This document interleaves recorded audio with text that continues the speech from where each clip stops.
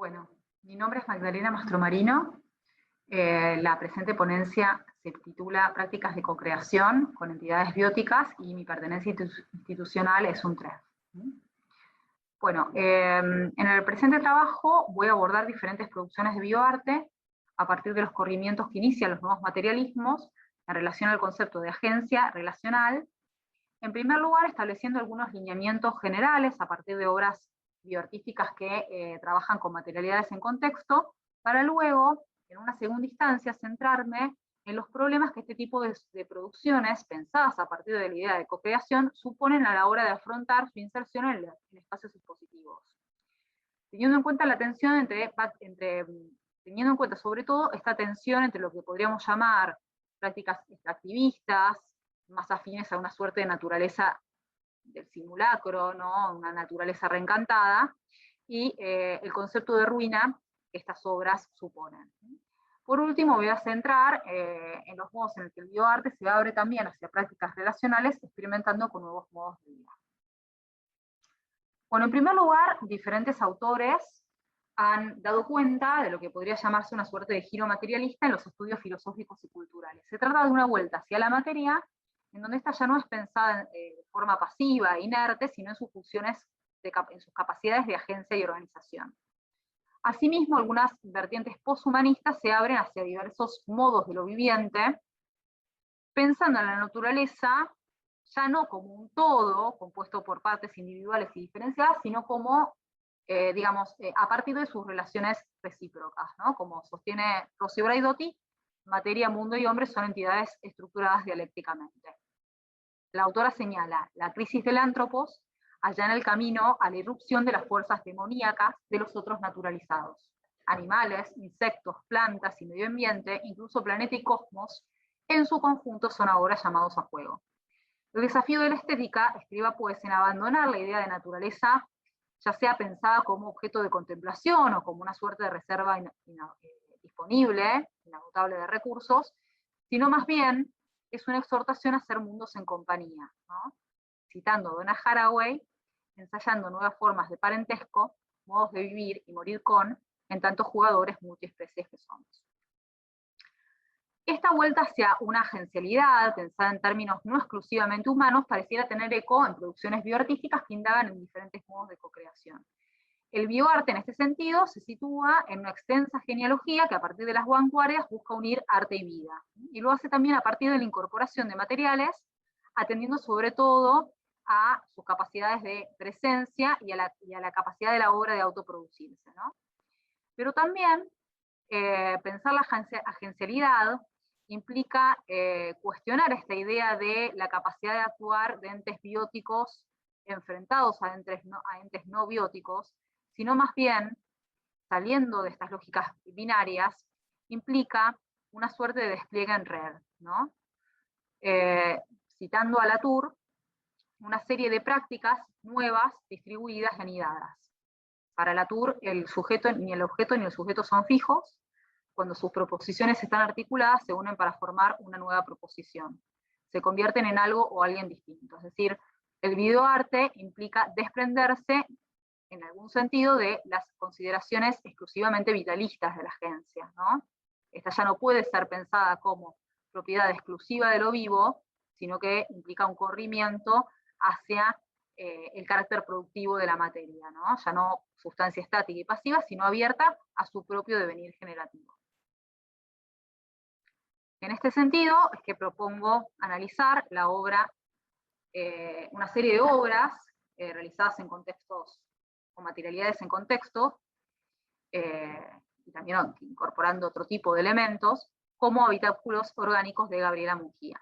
Acá, pequeños cubos de agar obtenidos a partir de técnicas de bioimpresión generan una estructura urbana a pequeña escala, pensada como una compleja organización biológica.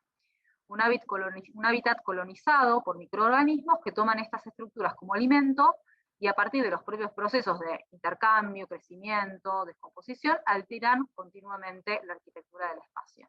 Finalmente, estos contenedores terminan por degradarse hasta fundirse con el entorno y quedan solo algunos cristales como vestigio de la presencia de la obra, ¿no? El concepto de cocreación en esta obra va de la mano sobre todo de las analogías de las estructuras sociales y humanas, porque el artista lo piensa también como una suerte de imaginario, de modos de habitar colectivos, en una temporalidad cíclica, dinámica, impredecible y efímera, posibilitando nuevos espacios de intimidad.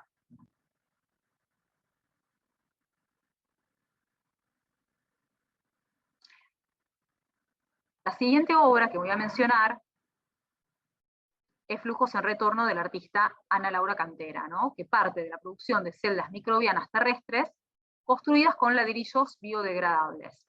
Las mismas son ubicadas en entornos naturales y con el tiempo también resultan colonizadas por la acción de bacterias, microorganismos, que van metabolizando este sustrato orgánico y producen una suerte de evolución energética, ¿no? El sistema se sirve de un tornillo de Arquímedes, mecanismo que mantiene la humedad de los ladrillos y posibilita una correcta interconexión de los electrodos.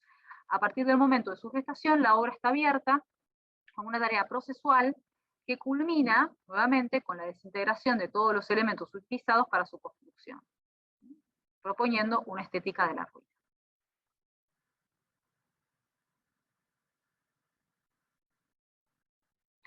La siguiente obra es Plantas nómadas, de Gilberto Esparza, un proyecto de investigación que plantea la coexistencia de organismos en simbiosis capaces de sobrevivir en entornos contaminados. Se trata de una especie híbrida constituida por un sistema robótico, una especie de vegetal orgánica y un conjunto de celdas de combustible microbianas y fotovoltaicas. A partir del ingreso de agua en el organismo del robot, se genera un proceso en estas celdas combustible que por medio también de la acción de las bacterias autóctonas de esos espacios, de esos hábitats, estas transforman los nutrientes en electricidad. Al mismo tiempo que el agua excedente resulta mejorada y se convierte en fuente para alimentar las plantas que la criatura aporta en su estructura. Todo este proceso tiene una duración de 15 días. El funcionamiento de esta pieza no responde a la búsqueda de un mayor rendimiento. Una vez que la criatura está en su hábitat, si bien resulta monitoreada, no pasa por ninguna instancia de manipulación u optimización, simplemente nace y muere. La acción, por otro lado, que propone es mínima, no soluciona nada, no tiene como finalidad mejorar el ambiente, el medio ambiente para el hombre. Y al mismo tiempo, la condición de posible de su existencia es el propio entorno de contaminación, ¿no? Habitando así la contradicción de depender de una situación medioambiental que al mismo tiempo la obra denuncia. A partir del análisis, bueno, acá podemos ver, me interesó el video sobre todo para que se pudiera ver el tipo de movimiento, ¿no? Más lento que un animal y más rápido que una planta, dice el artista.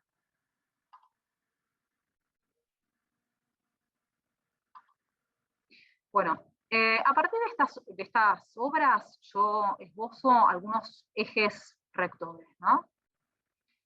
Son obras que, en primer lugar, plantean un descentramiento del humano, como ya mencioné, en donde podemos también vislumbrar esta idea de naturcultura, es decir, a diferencia de las obras, por ejemplo, canónicas de land art, donde la relación con el territorio era una relación generalmente pensada en términos de colonización y de imposición y de contraste tajante entre naturaleza y cultura, acá esta oposición se rompe en favor de una ecología capaz de abordar modos de subjetividad que se distribuyen a través de las tecnologías medioambientales, en una suerte de entramado multiagencial. Por el otro lado, el carácter improductivo. Se alejan de las visiones espectacularizadas del arte electrónico y abordan la tecnología más bien en términos de rendimiento, o sea, no abordan la tecnología en términos de rendimiento y eficiencia, sino que proponen acciones mínimas, que no se pueden sostener en el tiempo, que ni tampoco realizan mejoras considerables a las condiciones medioambientales. Por el otro lado, implican un tiempo ralentado. Esta condición de ruina es también la expresión de la teoría del tiempo, ¿sí? De la fuerza agencial del tiempo. Y como último eje yo puse narratividad, en el sentido de, para mí, encarnan fábulas especulativas, ¿no? En términos de Haraway, mundos y tiempos posibles, mundos semiótico-materiales desaparecidos aquí y aún por venir. Ahora, las prácticas de digamos, la co-creación, estas obras co-creativas, en algún punto expresan en cierta medida los procesos de indistinción entre materia y forma como superadores de una lógica representativa. En este sentido, la exhibición posterior de las prácticas situadas con entidades bióticas suponen un desafío para los modos de traducción al espacio museístico. Como señala Smithson, mientras que la noción de site supone una correspondencia entre el lugar y la obra exterior, el término non-site refiere a producciones que plantean una descontextualización, ¿no? Para algunos similar a esa descontextualización que sucede en una sala de laboratorio. Al aplicarse esto, al pensar esto en materiales vivos, podríamos deducir que visibilizan estas estrategias el contraste entre la artificialidad y la naturaleza, ¿no? Y quedan reducidas a una suerte de lógica del ready-make, del simulacro o de la escenificación. Un ejemplo que me pareció bastante claro es la exhibición de plantas nómadas de Gilberto Esparza en el Museo Carrillo Gil, porque él mismo, al hacer mención de esta obra, habla de, utiliza el término cautiverio, habla de especies en cautiverio, ¿no? De alguna manera hay una lógica del cautiverio que impone su exhibición museística, ¿no?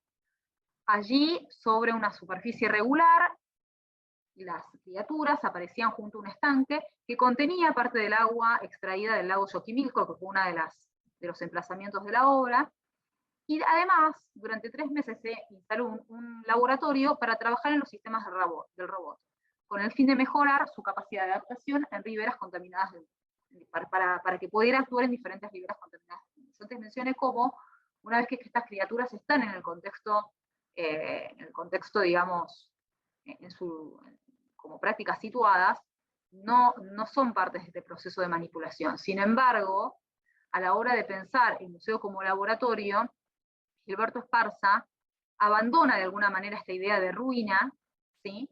Y opta por trabajar en la optimización del sistema, ¿no? A mi juicio, el problema no reside, por lo menos en una primera instancia, en esta distinción que realiza Smithson entre naturaleza como territorio y naturaleza artificializada, ¿no? Sino más bien en el carácter objetual que supone una lógica de simulacro y que sobre todo restituye instancias jerárquicas entre entidades humanas y no humanas, ¿no? Y un ejemplo es la exhibición Cómo atrapar el universo en una telaraña de Tomás Saraceno, la que me voy a referir brevemente, solo para mostrarla como un caso en donde esto se visibiliza de forma muy clara, ¿no? Realizada a partir de la coautoría, el término que utiliza el autor, ¿no? El artista, de 7.000 arañas. Estas habitaron por 6 meses las salas del museo, realizando sus enormes telas. La circulación de la obra establecía una delimitación clara entre el territorio y el visitante, haciéndolo, digamos, convirtiéndolo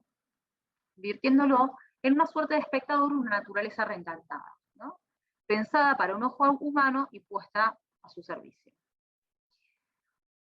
Un ejemplo que intenta pensar en otro sentido esta relación entre adentro y afuera es la obra Rhizophyra FM, del colectivo Electrobiota, ¿no? También compuesto por Gabriela Mujía y Guadalupe Chávez.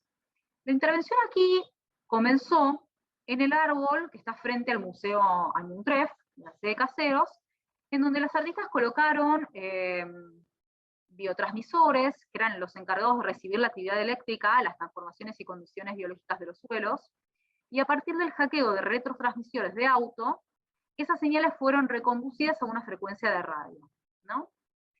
En cuanto a la instalación interior, que son bocetos, en cuanto a la instalación dentro del espacio, se podía ver un radiotransmisor de alta distancia colocado en la pared, que era el que recibía las señales de este árbol, pero en la parte central se exhibían distintas plantas conectadas a un biotransmisor. Debajo de ellas, sobre un cúmulo de tierra, distintas radios permitían que el público pudiera sintonizar y escuchar las señales emitidas por los suelos. Lo que sucedía es que ese espacio era sí un espacio para ser transitado. Y de esta forma, el cuerpo, al transitar por el espacio, intervenía, generaba interferencias en las frecuencias hackeadas, ¿no? Esto hacía que por momentos ese hackeo se interrumpiera y se volvieran a escuchar, en momentos breves, las radios comerciales. Al pensarse como un sistema radiofónico vivo, Rhizopher FM resulta un entramado en donde la agencia no queda únicamente circunscripta al ámbito de lo viviente. Más bien la obra despliega un espacio de horizontalidad, permitiendo la emergencia creativa de diferentes tipos de identidades.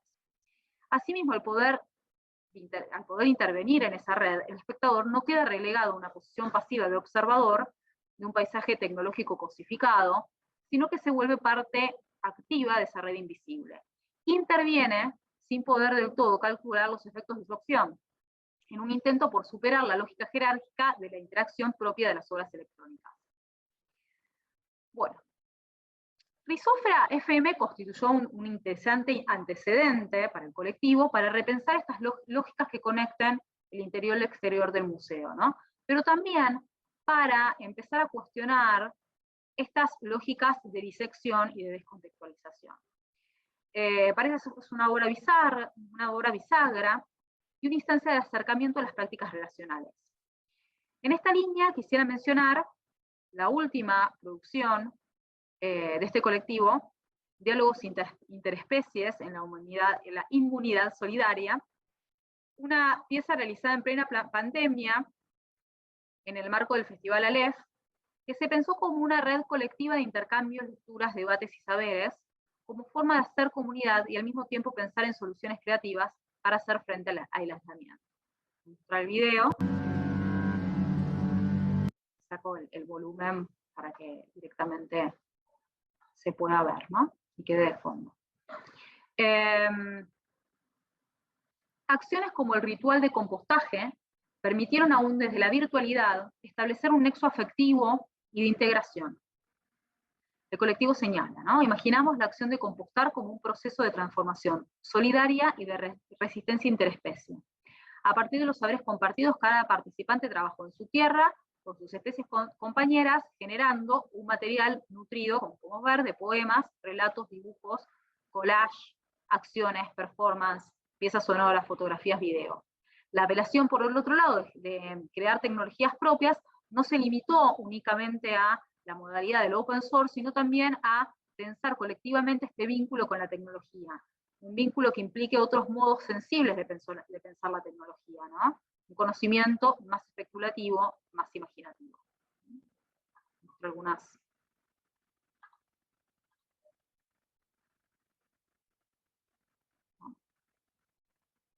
Queda un registro de la obra, ¿no?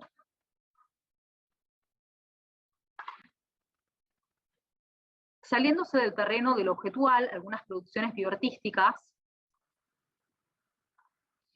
se abren a las prácticas relacionales y afectivas. En este sentido, la experiencia de co-creación como una red agencial, horizontal, implica también pensar lo vincular, a partir de prácticas que desjerarquicen los modos de participación. Estas formas de vida tecnológica, tal como Flavia Costa las define a partir de, siguiendo Scott Lash, suponen el entrecruzamiento dentro y en torno al cuerpo humano de realidades naturales, biológicas, formaciones sociales, culturales y dispositivos científico-técnicos, en un movimiento tendencial de expansión más allá de los límites incluso antropomórficos del propio cuerpo. De este modo desnaturalizan las actuales formas de vida, el vínculo entre especies, clases, grupos sociales, culturales y profesionales. Bueno, a partir, digamos, de esta última cita, es que yo también propongo pensar el bioarte y su contexto relacional como un modo de, en donde la co-creación no queda atrapada, digamos, en estas lógicas representativas y jerárquicas de lo humano. Bueno, muchas gracias.